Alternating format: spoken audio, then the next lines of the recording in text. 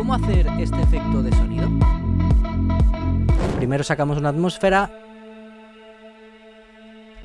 Luego esta voz, ponemos en Warp, modo Beats y en 1.16. Rejilla de 1.16 me hace como un corte. Y con este valor de aquí, si lo ponemos en solo ida, por cierto, si no cambio el tono, se notará mejor.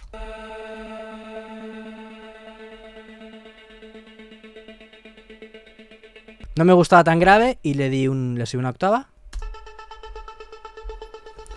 Esto lo pasé a audio. Lo que he hecho es irlos moviendo para generar un groove que me guste. Y ya para rizar el rizo le he bajado 5 semitonos. Y de ahí sale este juego que queda tan chulo, creo.